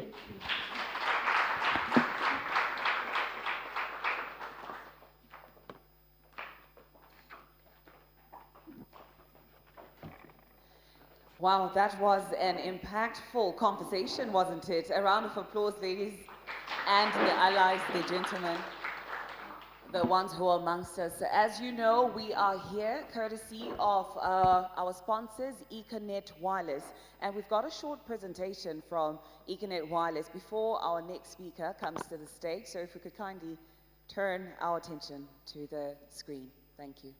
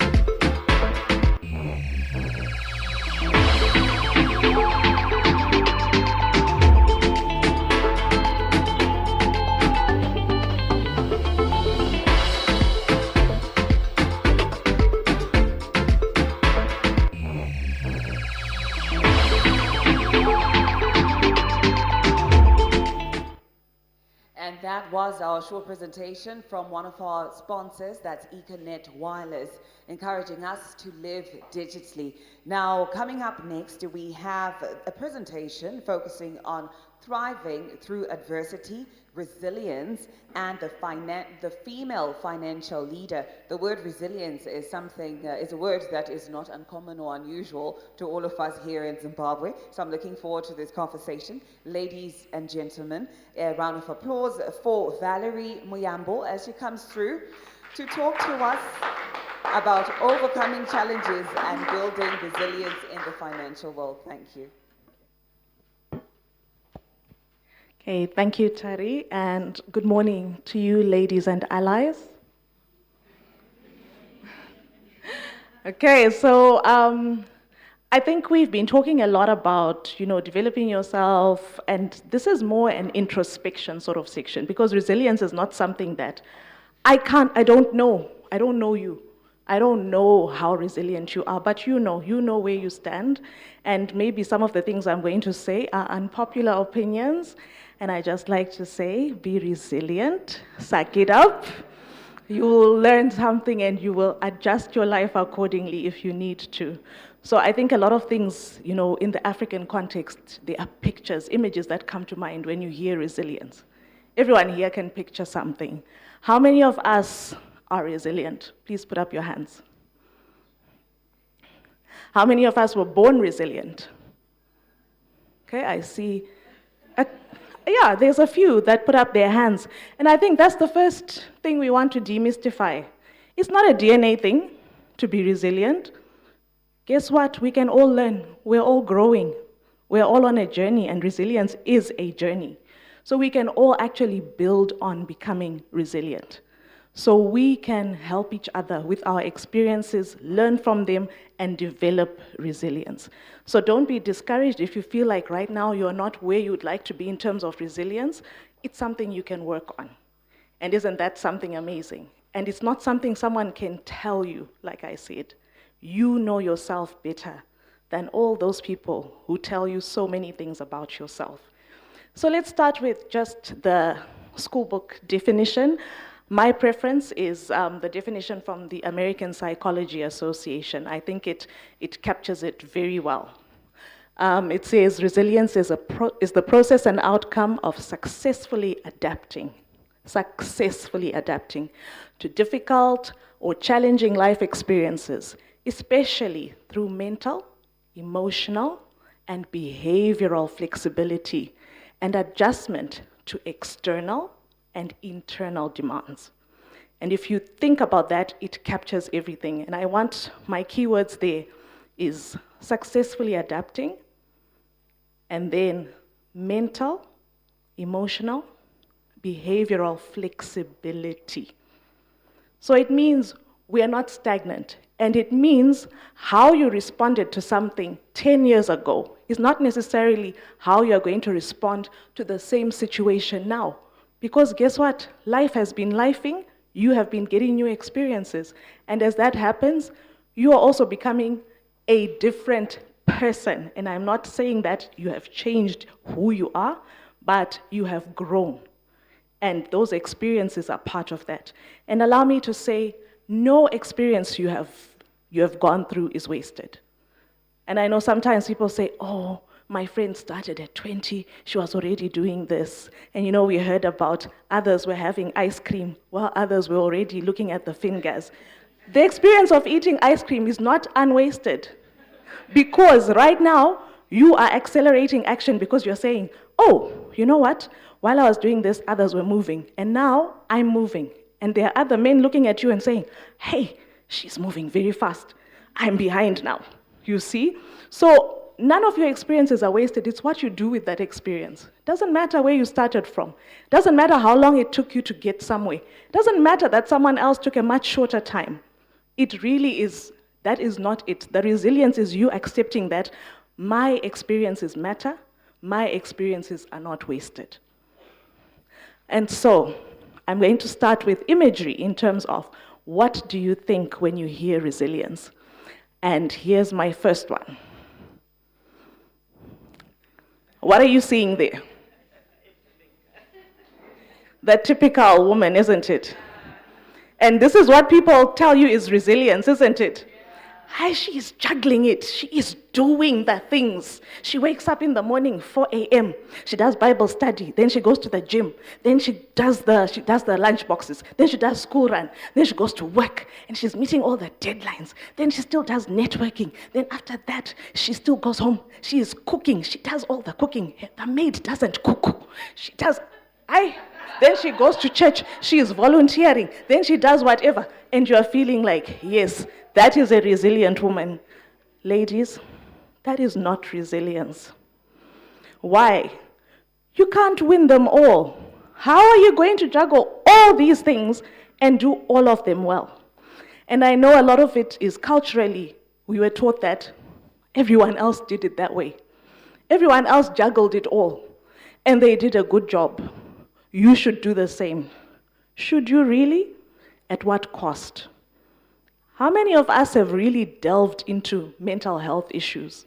How many of us have actually understood what our great-grandmothers and grandmothers and even our mothers went through and what toll it took on them, psychologically, even physically? Is that what you want at the end of the day? Introspection. So I'll tell you a story about my own self, juggling all these things.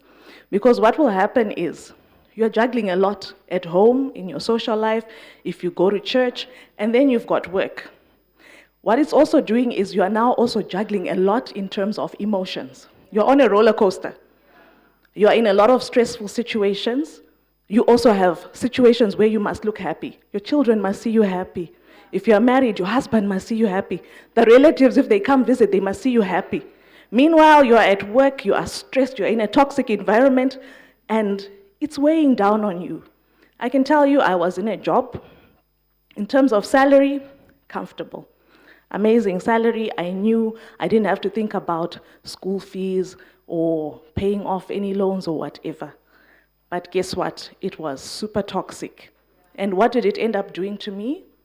For the first time in my life, I had high blood pressure consistently.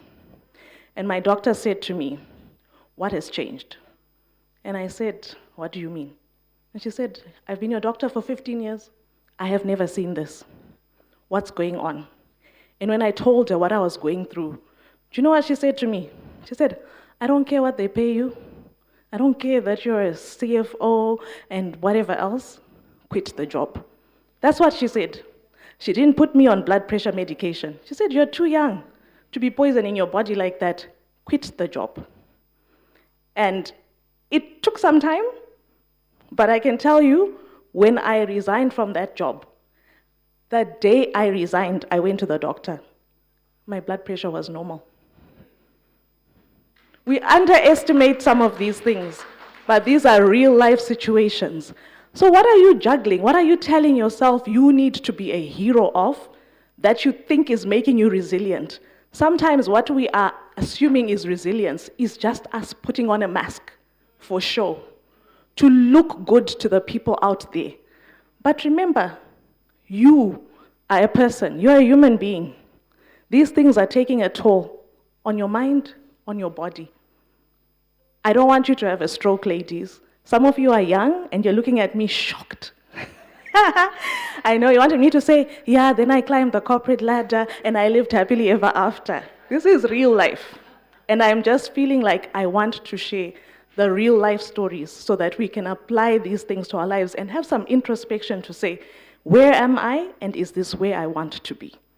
So yes, the juggling is there, but ask yourself, is it working for you?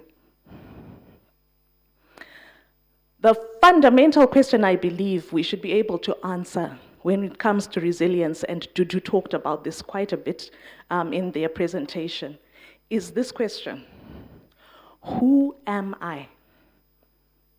Who are you? Tendai, Namo, who are you? Can we get a mic? Quick.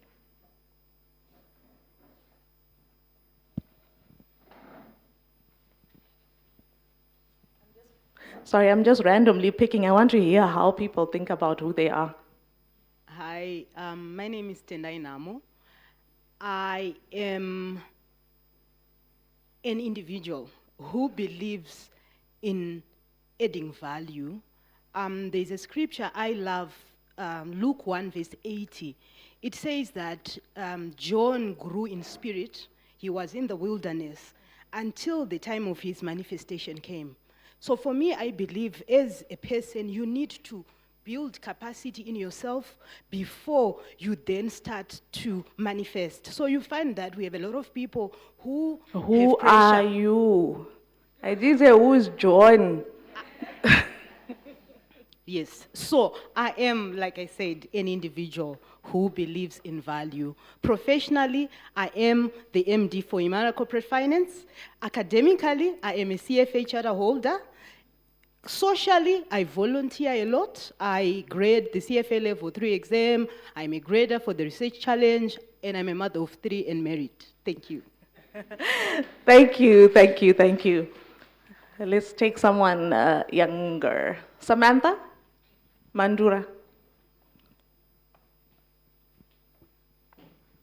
Who are you? Yeah, I think I've already been introduced. And now I'm scared to say who am I because Valerie is going to ask if I don't answer it correctly. But in brief, I am a server. I like to serve. Currently, I'm an aspiring leader. I'm a chartered financial analyst candidate. And also, I'm someone who generally likes to have fun. I'm very energetic in everything that I do. I put a lot of energy in it. And I'm also a volunteer. I tend to volunteer where service is needed. Like I said, I'm a server. Thank you. Thank you. Now, this is a significant investment. We were talking about investments, and I believe one of the most significant investments you can make is in yourself. Getting to know yourself, understanding your triggers, your strengths, your weaknesses, your values. What do you stand for? What is a deal breaker for you? What is a non-negotiable for you? And I find a lot of times we don't actually spend that time just investing in ourselves so that we get to understand ourselves better and seeing how we respond to certain situations. So I'm a person who is all for justice. I believe that things should be done correctly. It's a good trait. It can also be an extreme trait. And I can tell you that when I was 21, I was nearly thrown out of the window from the first floor of the building where I worked by a male colleague. And if I tell you why this happened, you'll be amazed. It is because I was sitting in the pool office and the guy came and said, "This is now my seat. You need to move." And I'm a justice person. It's a pool office. I came first. "Who do you think you are?" "I am not moving." And he said, "I said move." And I said, "I'm not moving." I thought it was a joke. Next thing, I am picked up. I am by the window. I am about to be thrown out on the first floor. This happens. Well, it happened to me. And my reaction, obviously, after that was, this guy needs to go. Right? I go to human capital, to HR, and I say, "You need to deal with this person. I cannot have this behavior." 2 people had to hold him back for me to be saved. And then the lady from HR says, "I know that what was done is unacceptable, but he had a baby and the baby died, and clearly he was struggling to cope with that. Mental health issues, things that we sometimes, again, don't talk about. So he probably shouldn't have been at work, but he obviously had not taken time to internalize and understand what he was going through." And HR said, "If you want to press charges, we can definitely do that. He will have a hearing, he will go. Is that how you'd like to proceed?" But you know what? I learned how to lead with empathy from that situation. I've learned to say to myself, what are people going through before I quickly jump and do the right thing, justice. So we were in a performance review meeting. This is now many years later. Fast forward, 20 years later. I'm in a performance review meeting. It's not even my subordinate, but we are discussing someone, and I'm looking at her performance, and it's really gone down. I'm looking at the past 3 years, top performer. And someone says, we need to manage her out. She's not performing. But I've learned empathy. I've had experiences that have taught me empathy. And I said, did anyone take the time to understand what was happening this year with this lady? And because unfortunately, her line manager was a male, he didn't think that was important. But in then talking to, you find out someone's going through some major personal issues, and they've just been struggling to cope with life and then having to work. They also can't afford to lose the job because, personal issues normally come with a lot of financial burdens as well. But that then helped me to then challenge also some of the things we do. We can be very clinical. Even women can be very clinical about things. Performance not up to standard, you need to go. Performance, do this, whatever. We can be that person. But some of the experiences that I've gone through have taught me to lead with empathy. When I'm in an interview, when people say, are there any questions you'd like to ask us or anything you'd like to tell us, I always want to emphasize the things that I value. And one of the things I say first is, I'm a Christian and I observe the Sabbath. That means I am not going to work Friday sunset to Saturday sunset. It's my value. It's important for me to state it up front because it can be a deal breaker. And I can tell you, I have lost job offers because of that.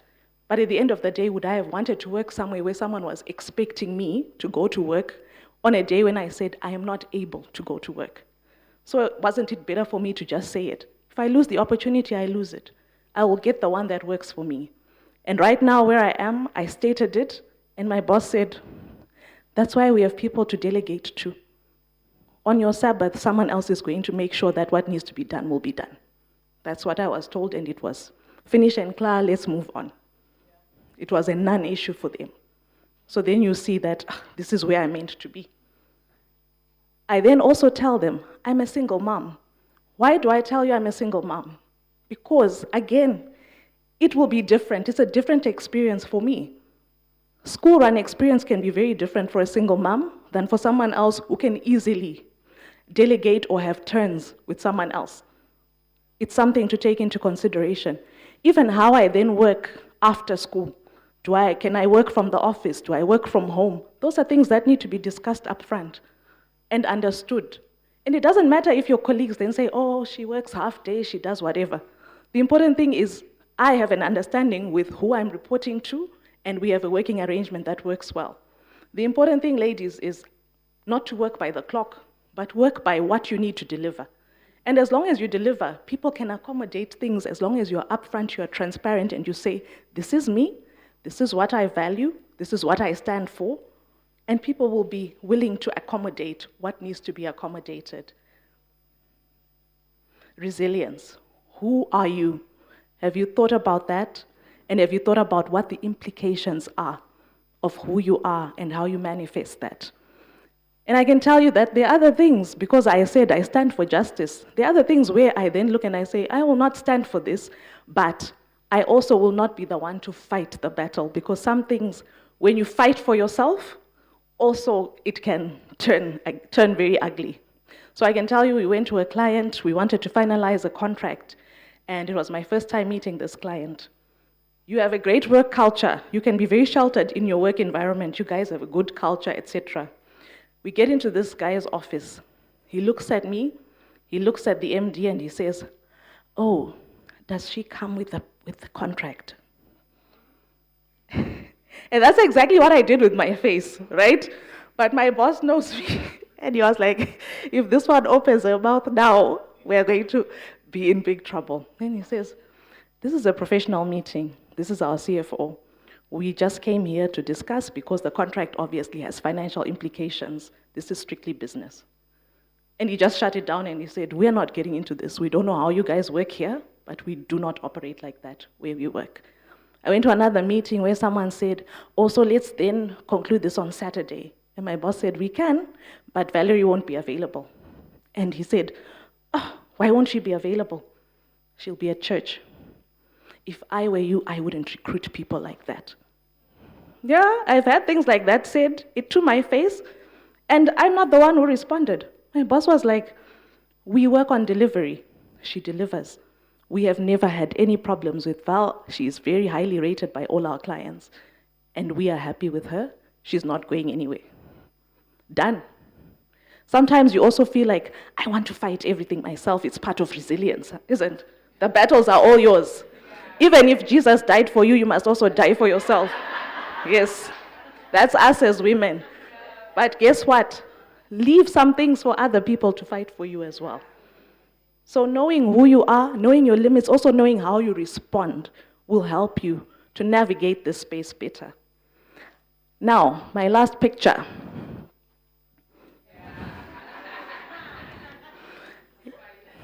Yes, the African woman, she can do it all.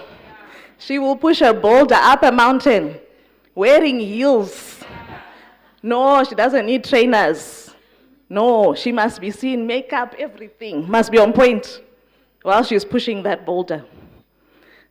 Everyone wants to be the first, the only. And it's part of resilience. Then they say, she's very resilient. Hey, up that mountain, yo, in heels.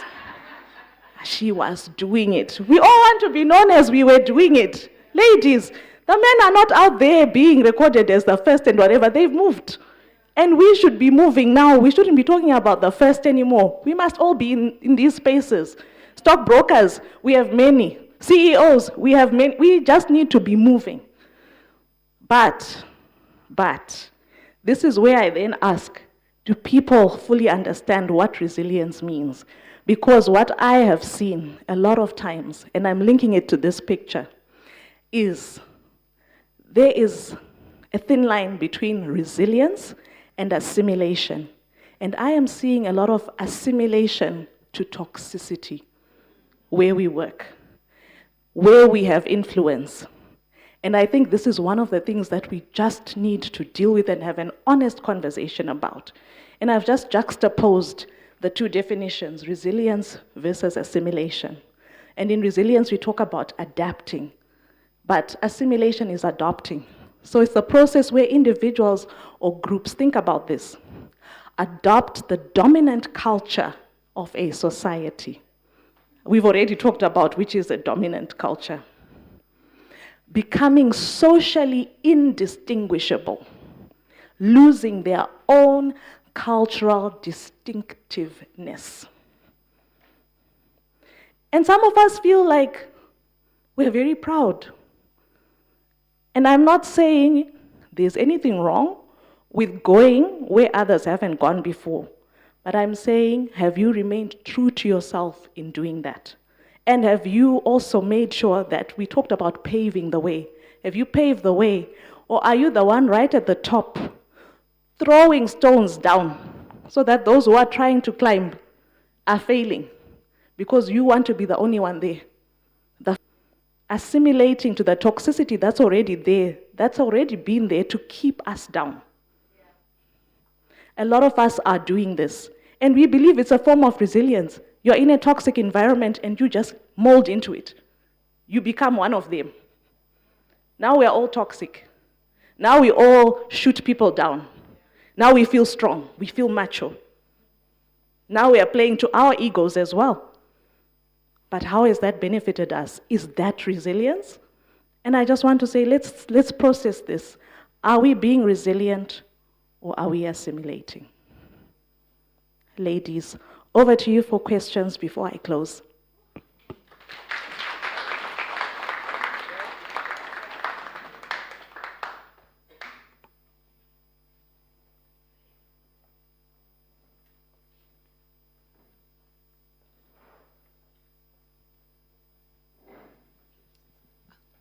Hello, hi everyone. My name is Farai, and I'm an entrepreneur.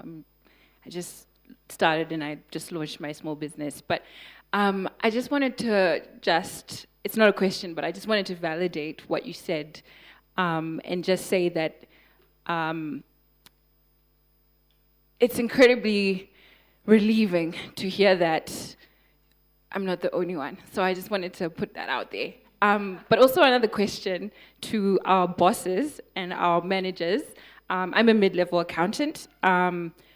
And I just wanted to put a question out there, just a general, it's a rhetorical. Are you ready to have these conversations about these realities and talk about mental health? Are you willing to learn about, because a lot of people say, I need mental health. Everybody has mental health. We have a physical health and we have a mental health, but are you willing to understand what a mental health issue is or a mental health deterrence is? Because it doesn't define you. It's a little, it's a bump in the road. So are they ready? Are we ready to talk about this? But yeah, just wanted to put a rhetorical question out there.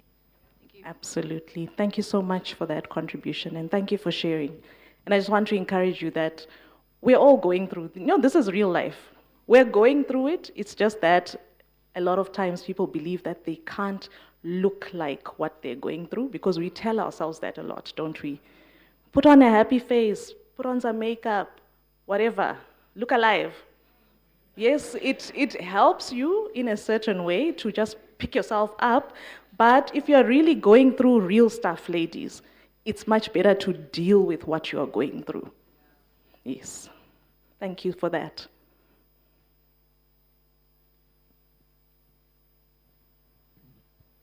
Thank you for that amazing presentation. My name is Michelle. So my question is, if you are in a toxic environment, is our solution always to leave, or should we try to be changes in that environment? Thank you. So absolutely, very good question. Thank you for that, Michelle. So I think, again, it's about knowing who you are and what your tolerance limits are. So, we talked about tolerance levels in terms of even investment, but even in terms of your own health, you should know. So I can't think of many untoxic places I have worked. But it doesn't mean I got in and I immediately left, right? There are certain things where you can see, I will push. And you'll push, and you'll say, I will push for this long to get to a certain outcome, but if it then doesn't work out, I will leave. But there are certain things that can happen, and you say, this is against every single thing I believe in. And can you honestly stay there just because you're getting paid? Some of the things you will not even be able to sleep at night. So it's not something I can answer categorically, but I would say it's not every situation where you leave. You should also be that catalyst for change. I believe in transformational leadership, and I believe in women being actually the leaders of culture change, because remember I talked about the culture of the dominant society. But we haven't been that dominant society, have we? But we want to start dominating, and we should be able to transform some of those cultures that are out there. So I would say push, especially if we look at that rock analogy, for example. Imagine if more women were helping each other, if we really needed to push the boulder up. So we should also help each other, support each other where we are in our workplaces to push for those. And I found that to work really well. The teamwork, where we stand together as women and we push towards the same goal. Does that answer you? Okay, thank you. 3 questions already? It was 2. I don't know if we... We've got time for one more question. Or contribution. Or compliment. Doesn't always have to be a question. There are 2. You can keep the other. Thank you so much, Valerie. Just a contribution, because I've been in similar experiences. I can give example. I remember I was in a management team, and in the management meeting, I was the only female. And everyone would expect me to make their tea. And then one day, I just stood up and I said, guys, I just made my own cup of tea. And I sat on the table. And I told them, guys, you can make your own cup of tea. I'm not your wife. I'm not your maid. I just stood up, yeah. And then I remember also a time when I became CFO at another company, and the guy who was cleaning the cups wouldn't clean mine because I was a woman.